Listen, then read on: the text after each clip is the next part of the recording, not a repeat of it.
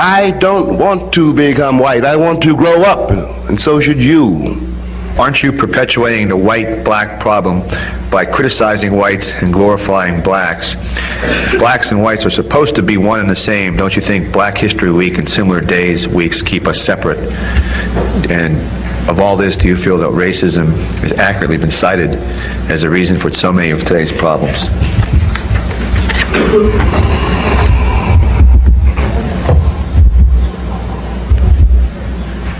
Well, I'll take the middle question first.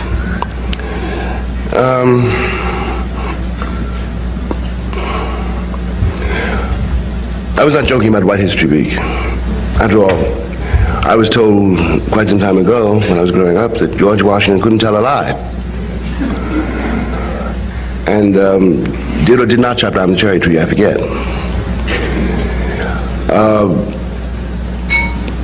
I'm serious about that. White Americans really do not know their history. And that's one of the reasons they're in trouble. And when I suggest White History Week, I'm not really just making a parody of Black History Week, but I'm suggesting that the truth about this country is buried in the myths that white people have about themselves. And these myths have to be excavated, and can only be excavated by white people. Or, in other words, I may know this history, the history of this country, better than whatever teacher is trying to teach my child. Because it's in my interest to understand it in order to be liberated from it. Most white Americans cling to the idea of being white because they don't want to find out what else they might be.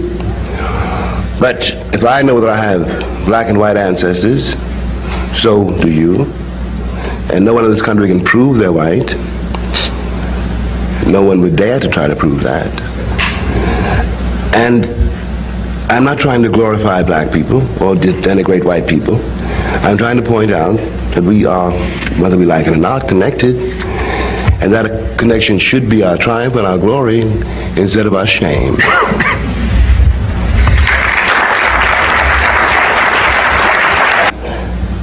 I have better sense and don't have that much time. I don't have some white person locked up in my skull, walking around me every day and every hour. White people have a black person locked up in their skulls. And that's why they treat black people the way they do. If you see what I mean. I want to establish a modest proposal. White History Week.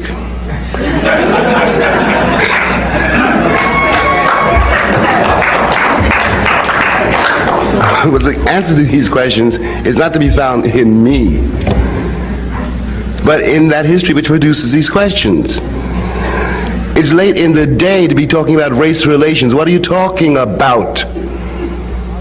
And if as long as we have race relations, how can they deteriorate or improve? I am not a race and neither are you.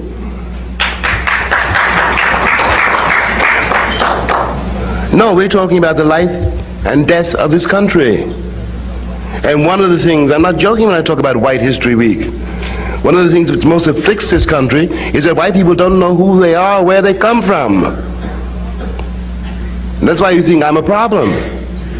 But I am not the problem. Your history is. And as long as you pretend you don't know your history, you're going to be the prisoner of it. And there's no question of you're liberating me, because you can't liberate yourselves. We're in this together. And finally, when white people, quote unquote white people, talk about progress in relationship to black people, all they are saying and all they can possibly mean by the word progress is how quickly and how thoroughly I become white. James Arthur Baldwin, writer, essayist, and civil rights activist, a man whose word cuts through lies and reached into America's soul, he spoke about race, power, and identity with a clarity that still shakes us today. In this video, we'll explore Baldwin's views on racism in America, why they were so revolutionary, and why they still matters right now. Watch and pay attention, and I will share my thought later. I am very pleased to be here. I am a little surprised when I knew I was going to come here. Given my luck, of course, the White House was not in trouble. And now I'm terribly aware of that house on the hill, which is in trouble, which means that we are. And I'm curious, I'm just going to improvise around what's on my mind for a few minutes, and then you will ask me questions, and maybe we can have a kind of rap session. If the White House is in trouble, we are. Now the question is how we got there. And I have some suggestions, purely subjective suggestions coming out of my life. But it seems to me that part of what obsesses me, certainly, is what I call sometimes to myself the view from here. Now that implies a great many things. First of all, I'm speaking as an American citizen. I'm speaking also as the grandson of a slave. I'm speaking as a product and a member of a certain democracy, and as a product and issue of a certain very complex history. Someone who represents a very complex country which insists on being simple-minded. Simplicity, it occurs to me, has occurred to me more than once in my somewhat stormy life. Simplicity is taken to be a great American virtue, along with sincerity. And the result of this is, if you are simple-minded enough, you can become, I didn't want to go that far.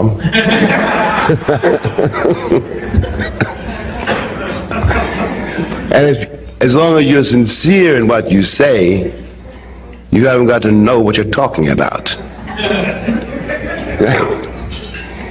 These are the American virtues. Two of them anyway. One of the results of this is that immaturity is taken to be a virtue too. So that someone like, let us say, John Wayne, the late John Wayne, who spent most of his time on screen admonishing Indians,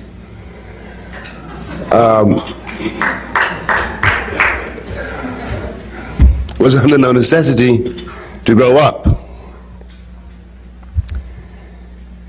In a movie made during the witch hunt era of American life, when Joe McCarthy, kind of illiterate senator, but very sincere man, was finding communists everywhere, somebody made a movie called My Son John, which starred, well, I won't bother to talk about the cast, story of a woman whose son turns out to be a communist defector, and she has to somehow reconcile herself to this and cooperate with the FBI to save her son's soul. Perfectly okay, all right. But she says at one point to her husband, who's an American Legion hero, a model of simplicity. And he understands before anybody else does that his son is really a communist. How does he understand this? Because he is such a virtuous American, and is perfectly willing to put his son to death because his son is a communist. All right, I didn't make that movie. You know, it may or may not have made a lot of money, but it represented something in the climate of the times, and something very, very profound in the American experience, or the American refusal to endure or accept experience.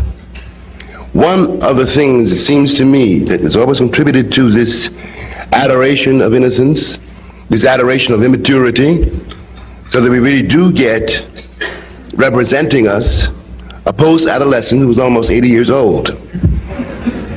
And we think of this as a virtue. One of the things, though, that has always afflicted the American reality and the American vision is this aversion to history. History is not something you read about in a book. History is not even the past. It's the present. Because everybody operates, whether or not we know it, out of assumptions which are produced and produced only by our history.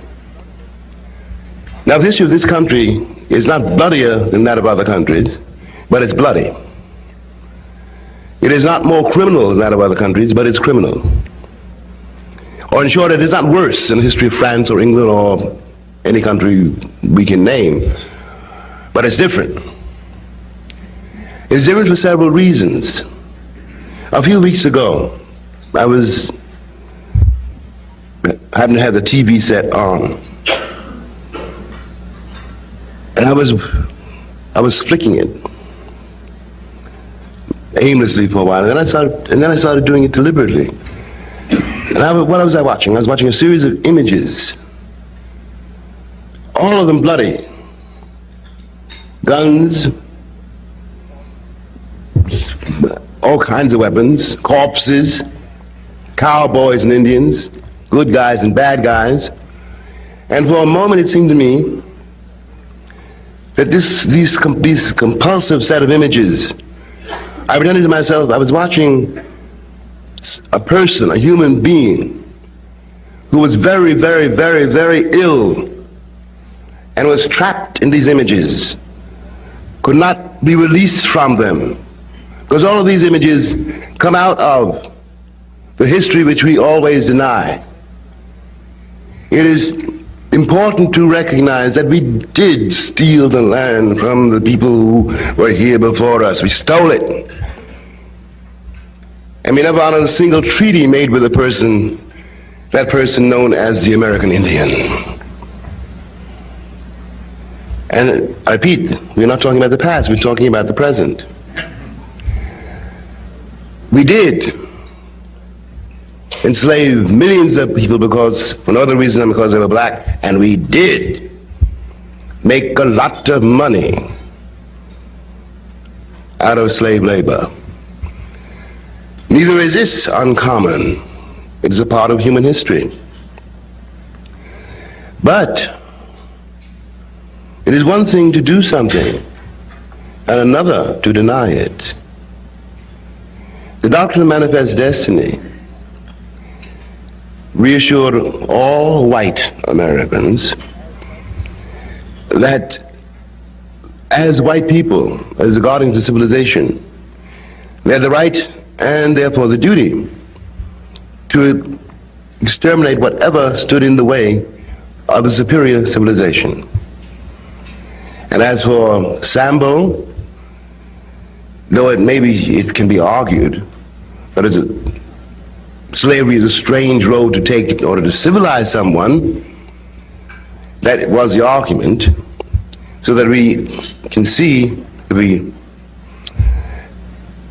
examine our legends, that very shortly after I was discovered in Africa, where I was the sometimes noble savage,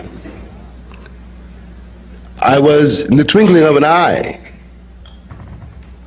after the Middle Passage, I am found on the Metro-Goldwyn-Mayer backlot, singing and dancing. The noble savage is now transformed into the happy darky. No one quite knows how this happened. We are living with these myths until today. And it corrupts the view from here.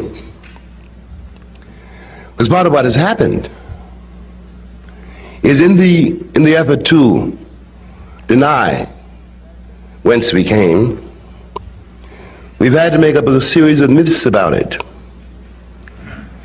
And myths cannot replace reality. The reason that the Native American is called Indian, for example, is due to a monumental error on the part of adventurer sent out by Queen Isabella of Spain to find a passage to India. Chris got lost. And when he woke up and saw these people surrounding him, since he had to tell Queen Isabella something, he said, "These are Indians," and took one back to Spain. We call this era has persisted in the language until this hour. In a similar way, once I became the happy darky, because if I wasn't the happy darky, then I was a slave. And if I wasn't happy, then something was wrong with slavery.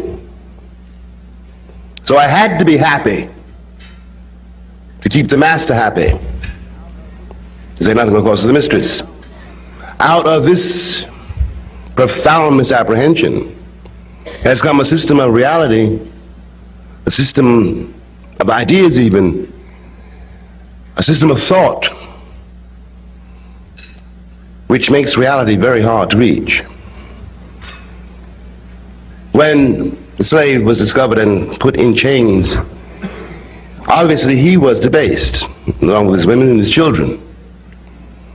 But he was not the only creature who was debased at that moment.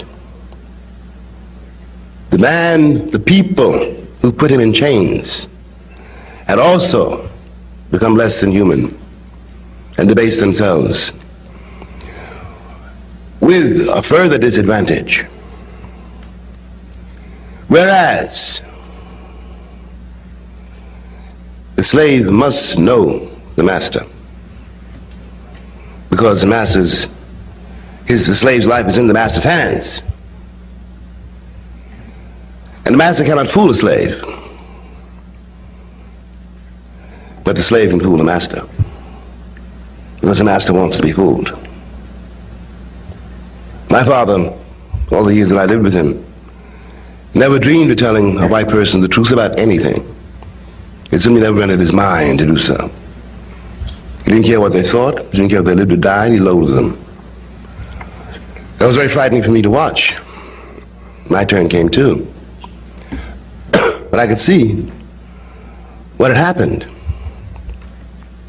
And really it's important now is that out of this endeavor, what we call the white American has created only the nigger he wants to see. The reason that's important and terrifying and corrupts the youth in here is because when this same white man looks around the world, he sees only the nigger he wants to see. And that is mortally dangerous for the future of this country, for our present fortunes.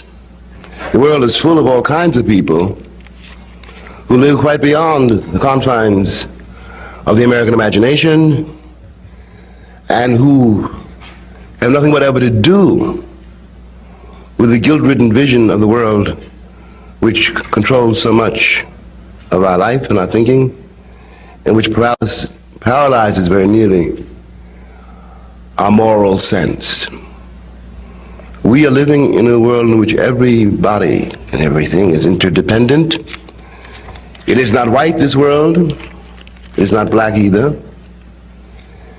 The future of this world depends on everyone in this room, and that future depends on to what extent and by what means we liberate ourselves from a vocabulary which now cannot bear the weight of reality. Thank you.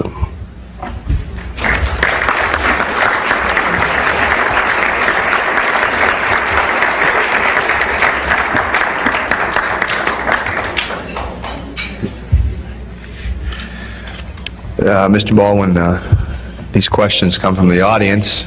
I'll ask as many as I can, as I say. And we have a nice wide variety. There is a movement of brilliant young women writers, Toni Morrison, Alice Walker, others.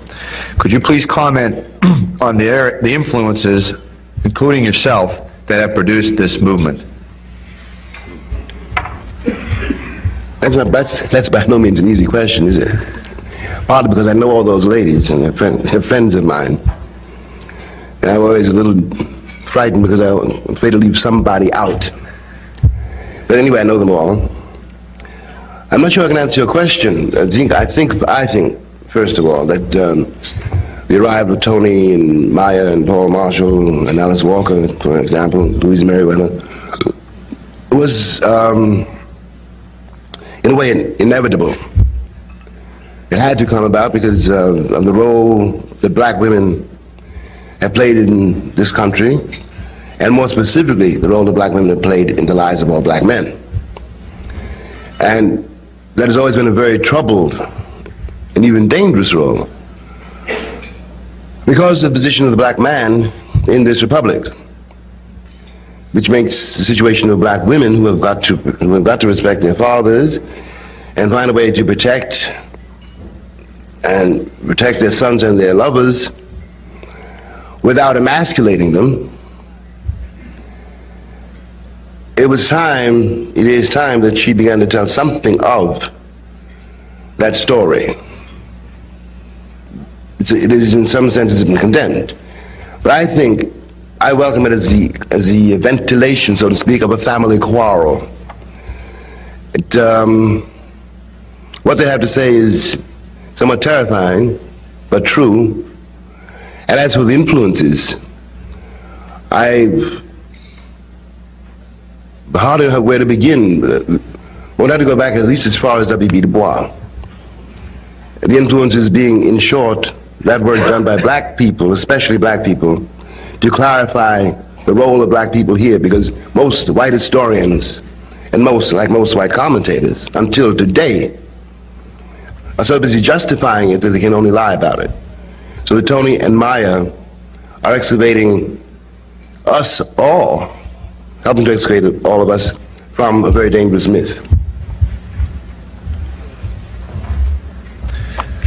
Do you feel the problems of Southern Africa are properly framed by our media in the context of the American experience, or should these African issues be examined more closely in their own African context? Well, I think that the American vision of Africa has got to be compulsively defensive.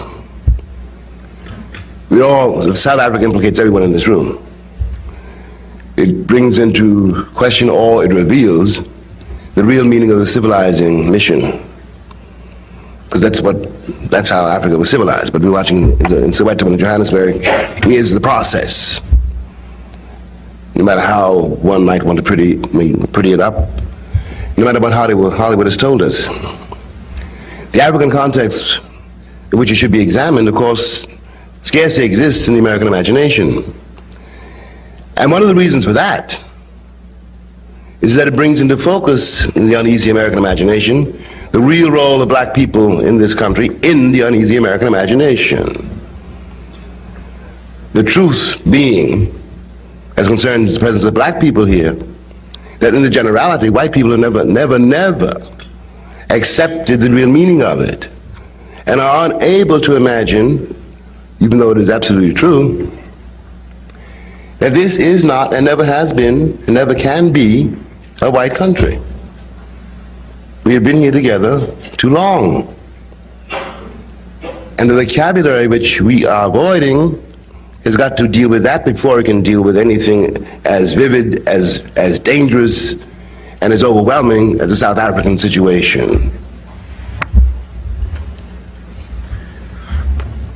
Here's a related question, sir, that perhaps you can answer. Do you think that this administration, and I assume the questioner means the Reagan administration, has a different attitude toward the black population in South Africa and its concern about the nationalists in Nicaragua? If so, is this racial?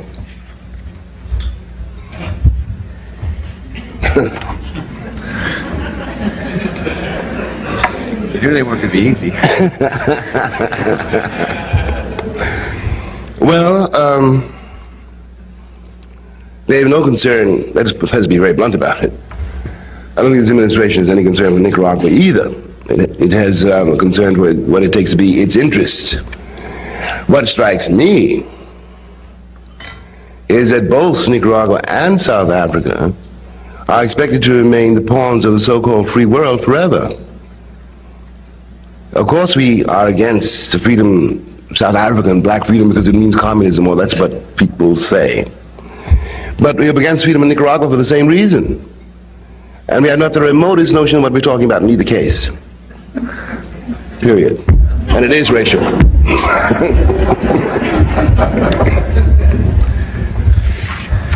Mr. Baldwin, a questioner wants to know if you've seen the movie She's Gotta Have It. If not, I'll tell you about it after the luncheon. But however, they're not interested in my opinion. They want to know what you think about the movie. Have you seen it? I haven't seen it. Okay. Well, sorry. Get that. Okay. Well, we'll go to another question then. A number of black male writers who have criticized the portrayal of black men as abusers, rapists, addicts. A portrait often drawn by black women and one which black men feel perpetuates a negative stereotype. Do you feel that the image of black men is being falsely portrayed? I think the image of black men in this country has always been false. You know, it's latent today to blame it on black women.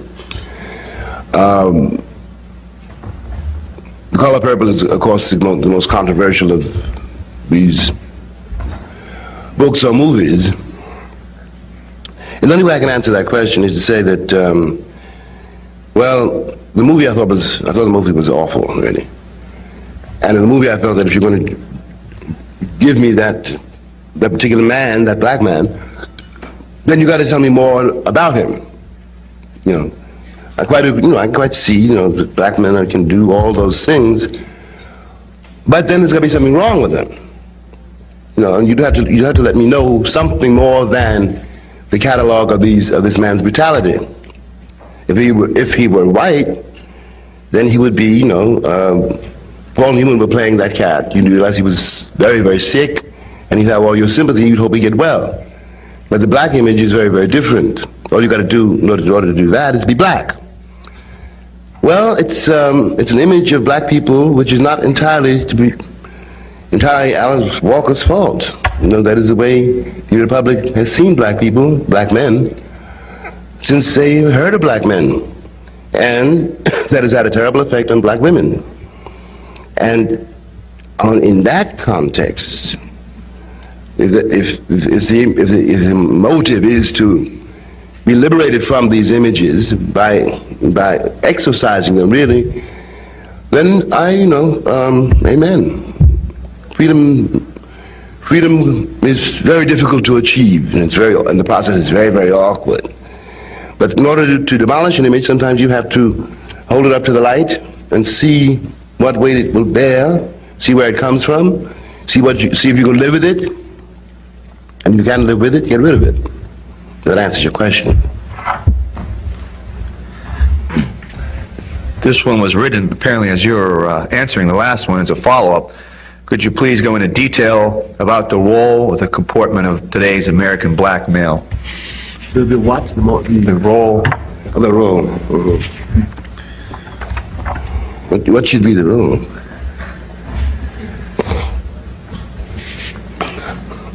Well, I have to say something a little difficult, going back into my own history and black history.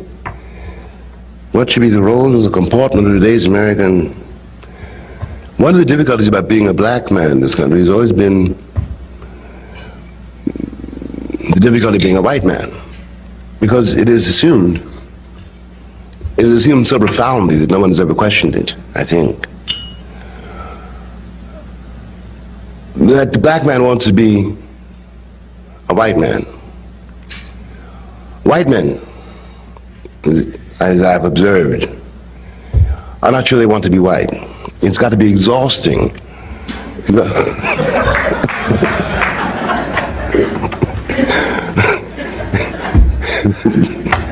endlessly flexing your muscles and, conquering the world and smiling.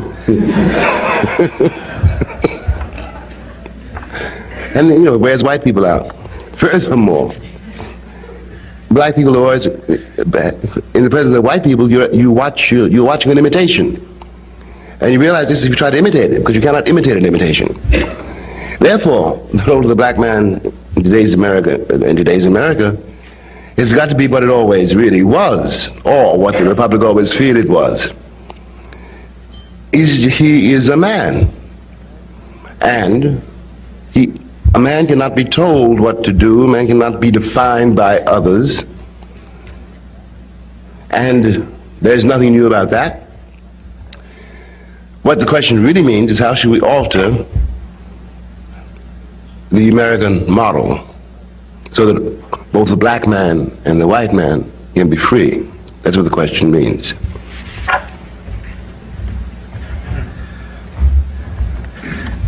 I apologize to the person who wrote this because I'm having trouble reading it, so I'll get through it as well as I can.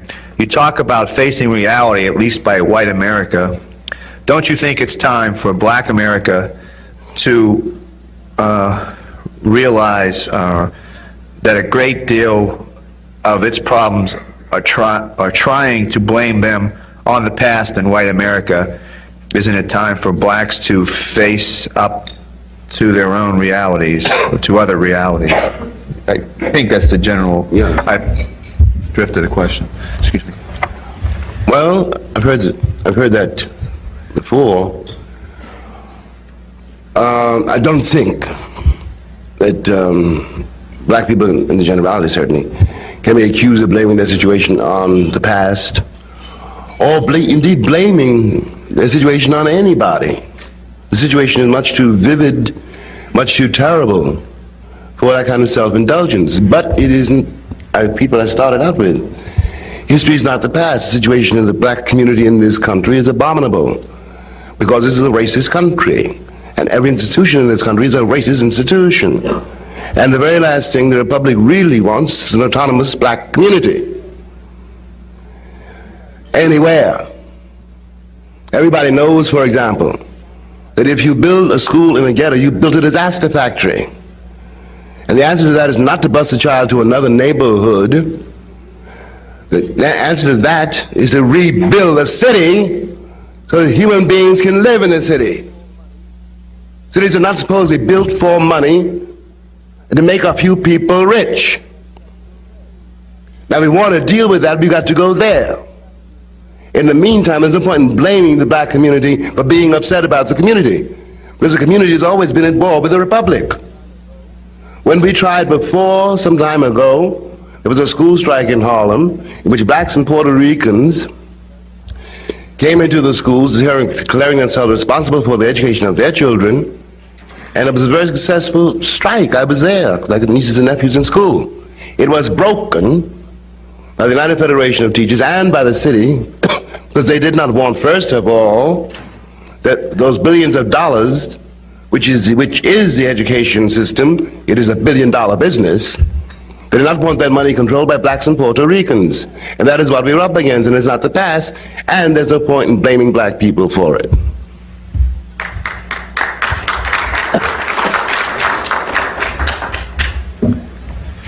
A few questions here that are related on a somewhat different topic. Why did you choose France as your residence, or one of your residences? Do you consider yourself an exile or an expatriate? How would you compare the French attitude toward blacks with that of America, or is there as much racism in France as here in the States? I went to France in 1948 when I was quite young. I went there with $40, no French, no one-way ticket. Or in other words, I was getting out of here. I didn't so much go to Paris as leave New York. And the reason I left New York was because I knew that one fine Tuesday, somebody's going to call me nigger just once too often, and somebody was going to die, and I didn't care which one of us it was. So I split. I didn't know what was going to happen to me in Paris, but I knew what was going to happen to me here. I grew up in Paris in a way, and then I came back. In a sense, one could say that my life in Paris prepared me to go south, because I would never have gone south if I'd stayed here. I wouldn't have been, if I stayed alive, I'd have been a junkie or a prisoner. I'd have been in no state to go to Montgomery, Alabama. As as for, I don't consider myself an expatriate. I don't consider myself an exile. I stayed away long enough to grow up, as I put it, and now I'm a commuter, I suppose. And the doctrine of white supremacy, which is what I mean by racism, comes out of the so-called old world. It wasn't born in America, it was brought here. And when I first went to Paris, or to Europe, the French above all could always say, French first of all could say, you must be very happy to be here, but we don't treat Negroes the way you're treated in the States. And we're not racist like Americans are. Well, I looked around me, and I could see that the reason that they could be so tolerant, as they thought, was because they didn't have any niggas in Paris.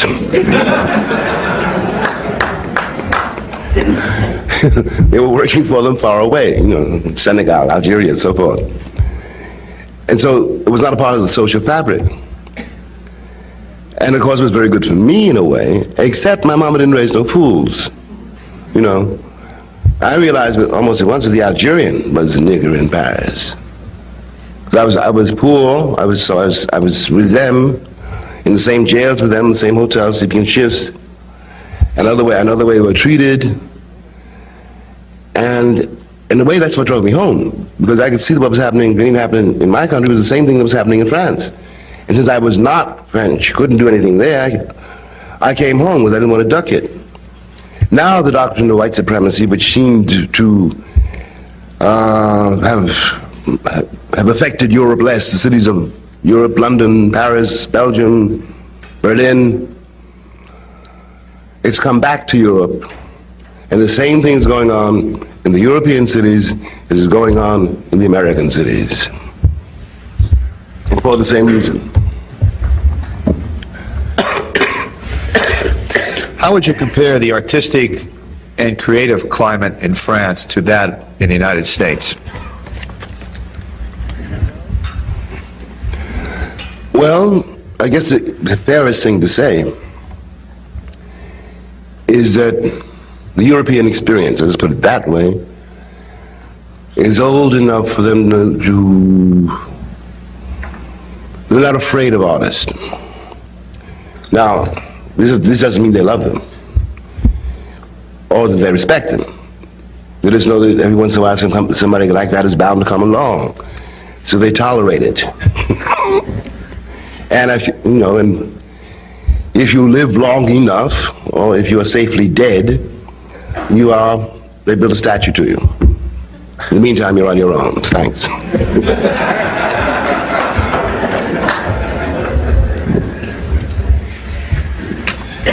The questioner asks, as a white person reading some of your stories and books, I felt a great deal of prejudice and hatred against the white race.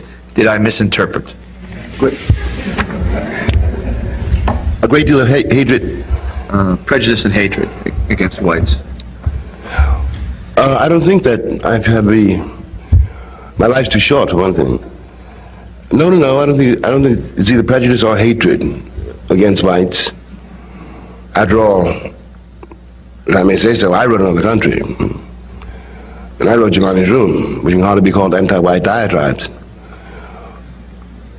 But I think that whenever a black person tries to tell the truth about his situation to white people, to people who think they're white, because white is a state of mind, it's even a moral choice.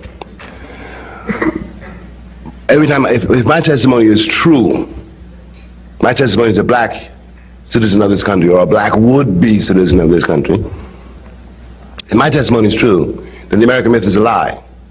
And when this collision happens, I'm accused of being prejudiced against white people. Born in 1924 in Harlem, Baldwin grew up poor, black, in a society that saw all of those as marks against him. Writing becomes his weapon, his way to survive and to fight. His novels like Go Tell It on the Mountain and essays like Notes of a Native Son expose the raw truth of what it meant to be black in America.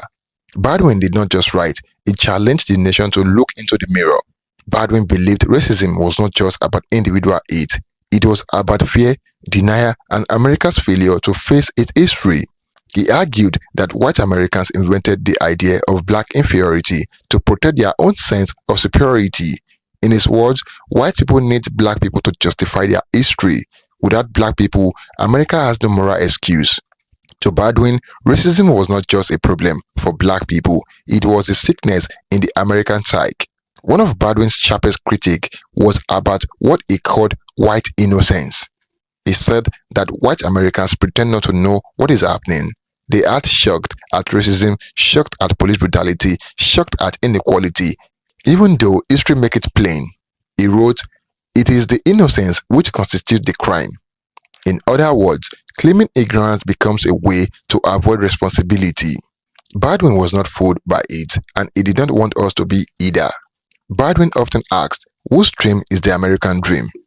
For white people, it was freedom and opportunity. For black people, it was often a nightmare of poverty, violence, and exclusion.